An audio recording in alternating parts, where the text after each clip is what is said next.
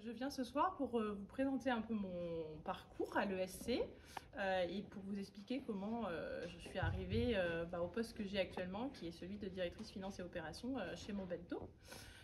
Donc du coup, moi je suis promo 2003, donc j'ai fait le parcours grandes écoles avec une spécialité finance-gestion dès la première année. J'ai fait mon premier stage en comptabilité. À l'époque, j'ai mis en place un logiciel de gestion des IMO. Et puis, j'ai fait ma dernière année en alternance en contrôle de gestion dans le domaine des travaux publics dans une entreprise qui s'appelle Matière et qui existe toujours et qui est une entreprise familiale et qui est basée à Aurillac. Ces expériences m'ont donné envie de continuer à travailler dans la finance. À la sortie de l'école, j'ai fait 6 mois dans une grande structure, puisque j'ai travaillé chez Michelin en credit management. Donc le credit management, c'est tout ce qui est gestion des crédits clients. Donc pendant 6 mois, j'ai étudié des bilans pour savoir s'il y avait un risque financier ou pas d'accorder des lignes de crédit supplémentaires à des clients. Donc c'était hyper formateur, mais 6 mois m'ont suffi. Voilà, la passion de ma vie. Et puis après ça, je suis rentrée comme contrôleur de gestion dans une société qui désormais n'existe plus et qui s'appelait Agrigel. Agrigel, donc, c'était une société de livraison de surgelés à domicile qui avait été fondée par Pierre Pasquier, je crois, quelque chose comme ça, comme nom, je ne l'ai pas connu, et qui avait été rachetée quelques années plus tard par Unilever. Donc moi j'ai connu une période assez particulière parce que quand je suis arrivée, on appartenait encore au groupe Unilever et on a été racheté ensuite par une autre société de livraison de surgelés à domicile qui était une structure familiale et qui s'appelait Tout par Gel, qui n'existe plus non plus et qui elle était basée à Lyon. Donc voilà, donc j'ai passé 10 ans comme contrôleur de gestion dans cette entreprise. Du coup, je considère que c'est la même entreprise où là, j'ai fait tous les postes. On a été une équipe de 5 contrôleurs de gestion. Donc j'ai fait du contrôle de gestion commercial, j'ai fait du contrôle de gestion industriel, j'ai fait donc sur le commercial des éléments hyper spécifiques, tout ce qui était prospection, développement commercial, les équipes de commercial déjà fidélisées, les équipes de télévente, les équipes de livraison, les services centraux. Enfin voilà, j'ai vu à peu près tout le fonctionnement qu'on pouvait avoir sur un compte de résultats. Et c'était très intéressant et tout ça sur une période de transformation parce que voilà, la société dans laquelle j'étais a été rachetée par une structure qui était 2 fois plus petite que celle qu'elle rachetait, ce qui est quand même pas courant. Et donc du coup on avait aussi toute la méthodologie d'une grande entreprise puisqu'on avait la méthodologie Unilever qui faisait des closings à J+3 quoi. Donc c'était hyper structuré, donc ça a été très très formateur pour moi. J'ai eu la chance d'avoir un responsable qui était vraiment formidable, qui m'a appris à travailler vraiment pendant 10 ans, à être hyper structuré, à toujours me poser des questions, parce que ça c'est quand même hyper important, parce qu'en contrôle de gestion, au bout d'un moment, on peut toujours être en train de sortir des tableaux, mais si on se pose pas des questions sur ce qu'on sort, vous ne tenez pas 10 ans, hein, vous vous ennuyez avant. Enfin voilà, ça devient d'un ennui mortel, donc voilà. Donc c'est bien aussi d'avoir vu tout ça, mais au bout de 10 ans, tout ça c'était très bien, mais je commençais un peu à m'ennuyer. Donc je voulais partir de l'entreprise dans laquelle j'étais, mais pas faire contrôleur de gestion ailleurs. Je voulais faire autre chose, donc soit diriger une équipe de contrôle de gestion, soit prendre un poste de RAF. Donc j'ai un peu regardé ce qui se faisait et je suis rentrée donc dans la société Montbento. Donc Montbento à l'époque c'était encore une start-up, on peut dire. Donc je suis rentrée en 2014 et l'entreprise avait été créée en 2009. C'était une structure d'à peu près 20 personnes et qui du coup avait connu une hyper croissance. C'est une croissance à 2 chiffres tous les ans et tout ça tenait debout juste par du feeling parce qu'il n'y avait rien, aucun pilotage financier. Juste du bon sens, sauf que une hyper croissance comme ça, au bout de 4 ans, si on ne met pas en place des choses, il y avait quand même un risque que ça ne tienne pas debout.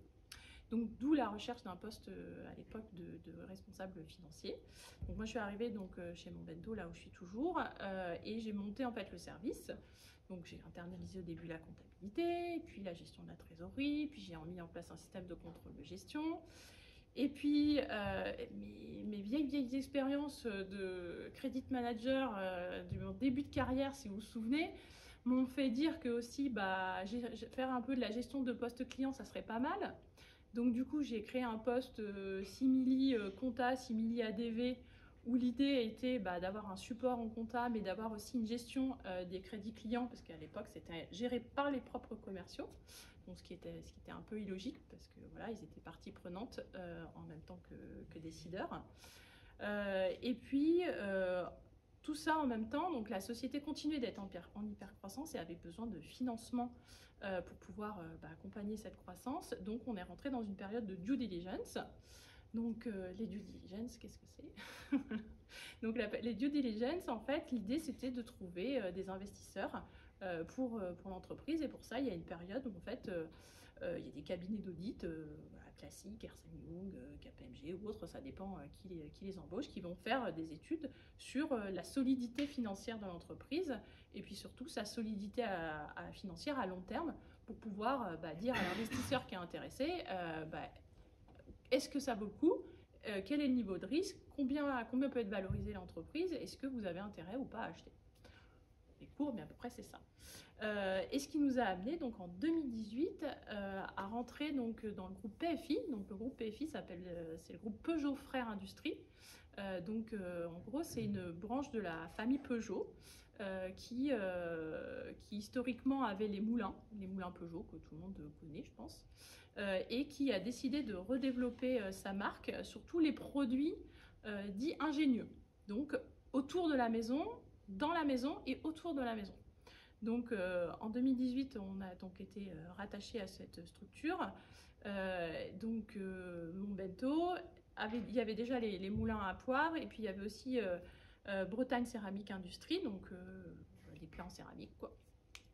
Et puis la structure continue de grandir puisque en 2022, ils ont racheté aussi les lunettes Jumbo. Et puis une grosse structure qui s'appelle Tivoli, qui est beaucoup moins connue du grand public et qui fait de l'outillage. Il y a des gens qui connaissent.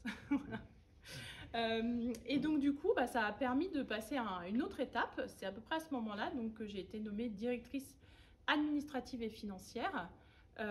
Et on a eu une ascension un petit peu plus rapide, un peu plus structurée du service finance, puisque du coup j'ai embauché une comptable.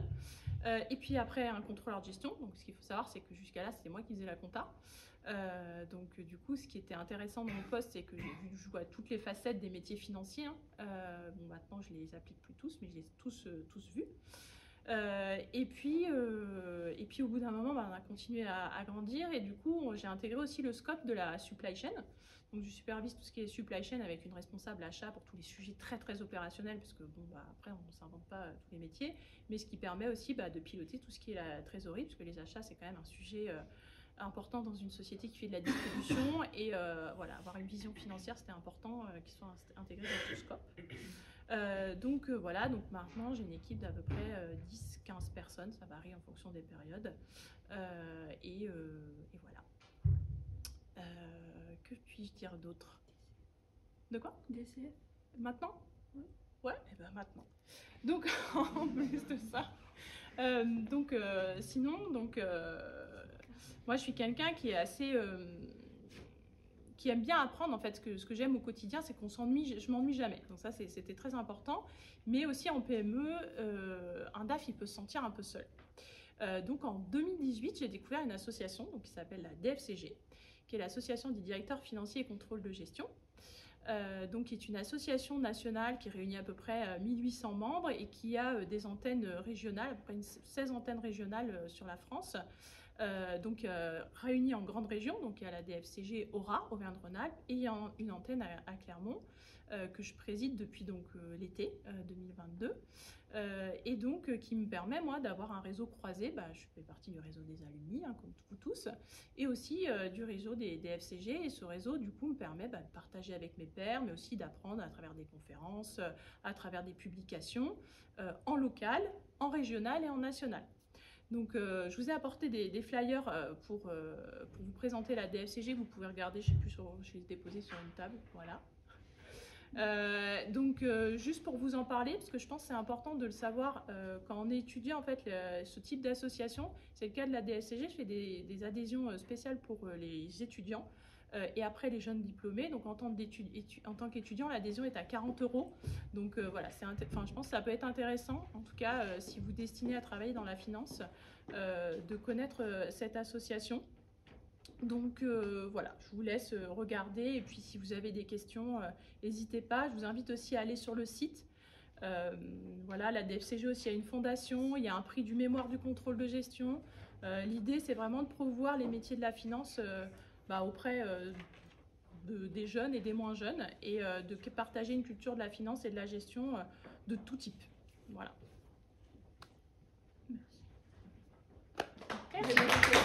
Bonjour à tous, Jean-Baptiste Palais, donc je suis diplômé bachelor et master de l'école de commerce d'ici. J'ai eu la chance dans mon parcours de pouvoir partir quand j'étais en bachelor à l'étranger. J'ai fait un parcours un peu classique en bac+3. Une fois mon retour à l'étranger, je ne savais pas exactement ce que je voulais faire, pour ne pas dire pas du tout. Et malgré tout, j'ai intégré l'école et je me suis dit, j'ai une petite fibre finance qui est là, mais sans trop savoir quoi. Donc du coup, j'ai fait des premiers stages, puis après une alternance chez Michelin, sur un thème qui était un peu particulier, puisque c'était un croisement de thèmes entre la finance et la formation, les RH. C'est-à-dire comment former des ingénieurs à des, on va dire, basiques financiers. Donc ça a duré 1 an, et ça m'a beaucoup plu. Vous allez comprendre pourquoi après, il y a un lien. Je suis finalement retourné dans un métier de contrôleur de gestion. Donc actuellement, c'est mon métier. Je suis contrôleur de gestion industriel, donc dans le groupe Danone, donc à l'usine de Volvic. Ma première expérience, ça a été surtout de faire 3 ans, dans un premier temps, dans une autre entreprise de luminaire industriel, dans lequel j'ai été contrôleur de gestion industrielle, mais aussi commercial, également sur d'autres thématiques financières, besoin de fonds de roulement, etc. Donc ça a été un peu une palette très large. Et à la suite de ça, j'ai eu une autre opportunité de venir du coup sur l'usine de Volvic. Et là, plus sur un métier contrôle gestion industrielle pur, où là, les tâches, on va dire, sont moins élargies, mais la technicité et le besoin, on va dire, dans ce métier-là est plus précis que ce que j'avais avant. Et donc actuellement, c'est ce que je fais. La chance que j'ai un peu dans ce parcours-là, c'est que on est dans un grand groupe, on peut voir beaucoup de choses, beaucoup de fonctions. Et on va dire 2 ans après cela, j'ai eu l'opportunité de revenir à l'école en tant qu'intervenant. Donc ça a été une opportunité très intéressante puisque j'ai pu faire le lien un peu avec les premiers amours de contrôle-gestion, formation. Et ça a été, on va dire, une première grande étape puisque aujourd'hui, effectivement, je me plais énormément dans à la fois distiller du contenu de formation à mes étudiants, comme effectivement d'autres intervenants extérieurs étaient là à l'époque, et Virginie était là également. Donc j'ai été un de ses élèves en l'occurrence. Et pour le coup, c'était vraiment quelque chose que je voulais rendre. Donc c'est quelque chose que j'ai rendu à l'école de ce côté-là et qui m'importe aujourd'hui puisque j'anime 2 sessions de cours pour les bachelors 1 et les bachelors 2. Donc ça, c'est quelque chose que je fais en complément de mon activité actuelle. Donc voilà pour, on va dire, mon parcours en flash de ce côté-là. Et donc ça fait 7 ans que je suis sur ces fonctions-là. Et du coup, ça fait 3 ans que je distille également des cours pour les étudiants de cette école. Donc voilà. Vous avez des questions? Bonsoir à tous. Donc, je suis diplômée de l'école depuis 2009. Donc, j'ai fait le parcours All in English. Je suis partie en semestre d'études à Aberdeen, en Écosse. Après, j'ai fait une année de césure et la dernière année, j'ai fait en alternance chez KPMG. Et il y avait aussi le programme, à l'époque, c'était spécialisation comptabilité, contrôle de gestion, audit.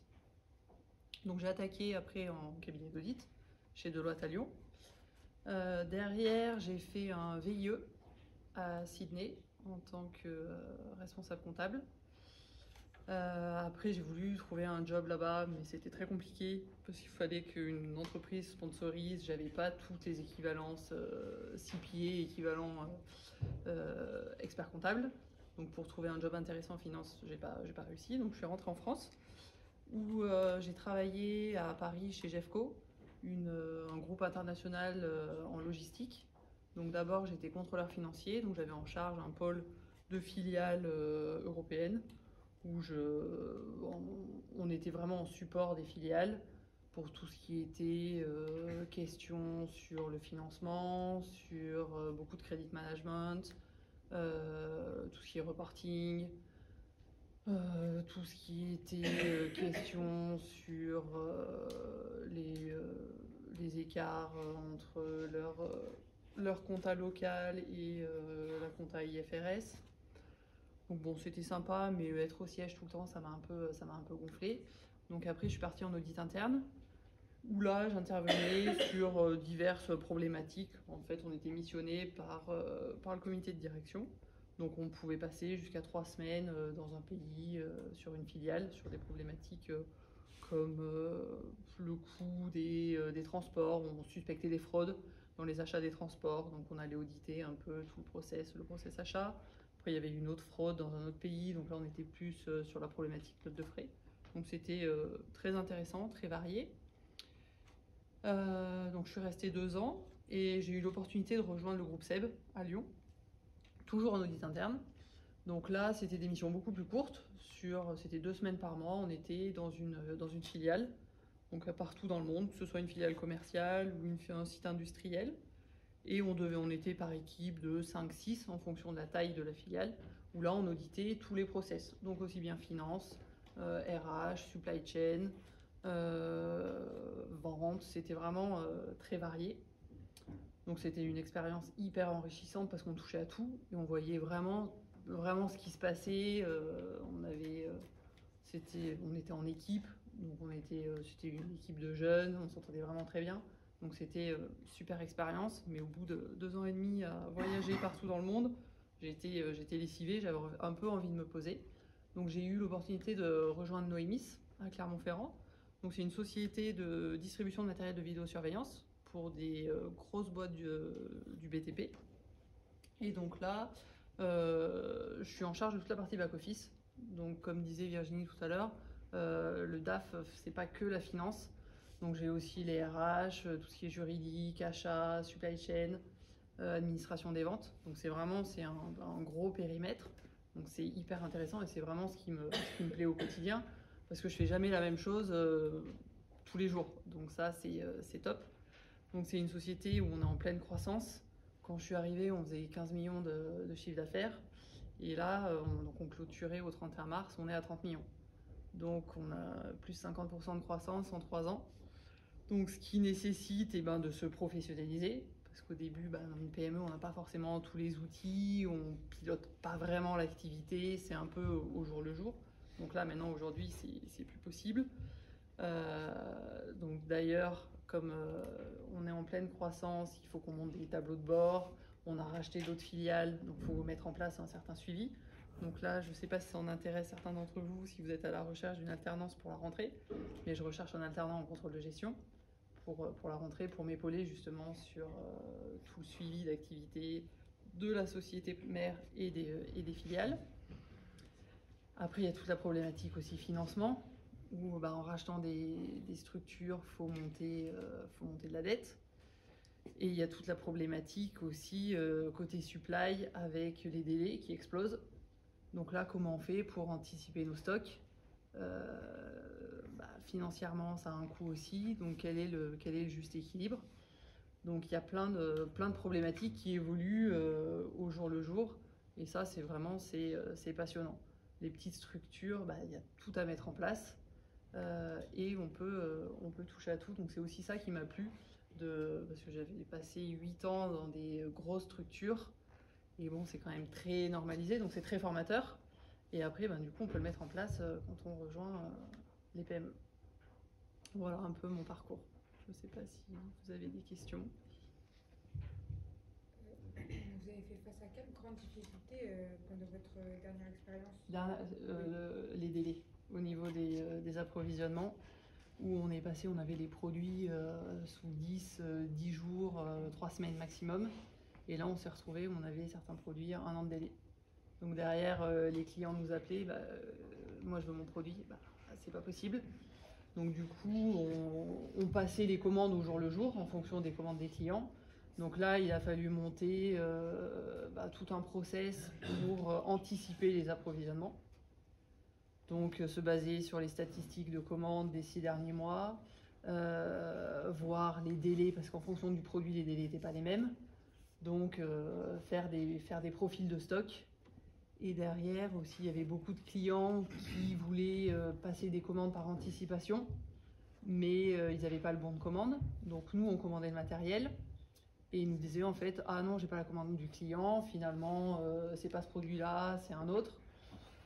Donc nous, on avait le produit en stock, on l'avait financé, qu'est-ce qu'on fait? Donc ça, ouais, au cours des 18 derniers mois, ça a vraiment été la grosse problématique. Avoir le bon stock et comment on s'approvisionne, qu'est-ce qu'on met en stock. Ça, c'était vraiment le gros sujet. Et comment vous avez agi face à ça? Justement, en mettant en place avec sous Excel, faire des stats et voir les produits les plus commandés et après jongler avec les délais du fabricant et donc commander des quantités raisonnables, passer des commandes régulièrement auprès des fournisseurs en demandant des dates de réception parce qu'au début on faisait des commandes ouvertes et comme on les avait sous 10 jours, 3 semaines, on n'avait pas à se poser toutes ces questions, on commandait et ça arrivait. Ça avait vraiment été un gros sujet. Et on a aussi augmenté notre stock. On était l'année dernière à 2,5 millions de stock, pour vous donner un ordre d'idée. Et là, au mois de janvier, on avait 6 millions de stock. Pour faire face et à la croissance et à la pénurie des produits. Bonsoir à tous. Donc, je m'appelle Charlotte Dereau. Moi, je suis promo 2005. Donc, j'ai plus beaucoup de voix parce que je suis malade, mais... du coup, alors je suis promo 2005. À l'époque, je n'étais pas du tout spécialisée en finance. J'ai fait un parcours plutôt international. Donc c'était, alors nous on appelait ça les dominantes et les électifs. Bon, maintenant je ne sais pas si c'est toujours le cas. Donc à la sortie de l'école, pardon ? C'est la même chose, ça a juste changé de nom. Voilà, bon. À la sortie de l'école, moi j'ai intégré la Banque Populaire Massif Central, qui est pas très loin d'ici. Et donc je vais y passer 13 ans à la Banque Populaire Massif Central. Au départ, j'ai commencé dans ce qu'on appelait dans le réseau en agence, et puis ensuite j'ai intégré la fonction audit interne. Donc comme ma collègue, moi j'ai fait 4 ans d'audit interne, donc c'était exactement le même principe. Donc on auditait l'ensemble des process de la banque. Donc moi j'étais pas en agence, je faisais tous les process, ce qu'on appelait du siège, les process des fonctions support. Et puis ensuite, donc à l'issue de cette expérience, là j'ai intégré la direction financière de la Banque Populaire Massif Central toujours, et j'y suis restée quasiment 4 ans. Et là j'étais responsable du contrôle interne, enfin ce qu'on appelle du contrôle interne financier, donc ça s'appelait autrement, mais c'est le même principe. Et là j'avais pour rôle donc c'est plus vraiment de l'audit, c'est du contrôle, donc on est plus opérationnel, on est du contrôle en continu. Et donc j'auditais l'ensemble des processus comptables, je fais synthétique, pour m'assurer en fait que ça respectait la réglementation, et donc toute la réglementation que l'on va imposer aux banques mais à d'autres structures, toute la réglementation comptable, pour s'assurer que nos comptes sont bien publiés, ne cachent pas de faits délictueux, etc. Donc dans toute la sincérité. Et puis également à la banque, j'avais la partie réglementaire, puisque je ne sais pas si c'est un univers qui vous est familier, mais il y a énormément de ce qu'on appelle de conformité et de réglementaire. Et donc je contrôlais, parce que c'était plus l'audit, je contrôlais cette partie-là. Ensuite, je suis partie de la Banque Populaire Massif Central, j'ai intégré une mutuelle, j'y suis restée assez peu de temps, et là j'étais responsable du contrôle interne, donc j'ai quitté la finance et j'étais contrôle interne. Pardon. Et donc là je suis restée sur des fonctions de contrôle, donc j'étais plus en finance mais j'étais en charge des process contrôle interne, et à l'époque c'était la naissance de la fonction de Data Protection Officer. Donc je ne sais pas si vous êtes certains connaissent certainement cette fonction. Donc c'est lié à la réglementation CNIL, RGPD, etc. Voilà. Donc j'ai fait ça aussi à un moment dans cette mutuelle. Et ensuite, donc j'en suis partie, et je suis partie chez Limagrin. Voilà. Donc aujourd'hui je suis toujours. Et donc, après une expérience en responsable gestion des risques, j'ai ensuite pris le poste de responsable du contrôle interne financier, donc pour l'ensemble du groupe Limagrin. Donc là, j'ai réintégré une direction financière. Et au niveau du groupe, mon job, donc c'était comme à la Banque Populaire, c'était de m'assurer en fait que les process comptables sont conformes et respectent la réglementation. Donc ça, on va dire que c'est l'objectif du contrôle interne. Mais là, je suis vraiment en animation de l'ensemble des directions financières du groupe Limagrain pour m'assurer que eux-mêmes, dans leurs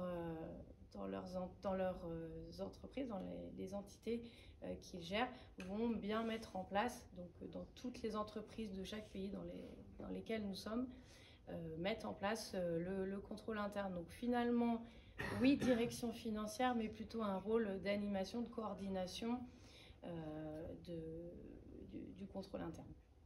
Voilà. Vous avez des questions? Est-ce que vous avez des questions?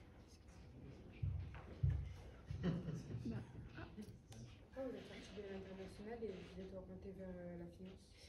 Alors en fait, au départ, je ne voulais pas du tout faire ça. Bon, on va dire qu'à la sortie de l'école, à un moment, il fallait aussi trouver un job. Et nous, c'était... Enfin, donc là, on remonte il y a 20 ans.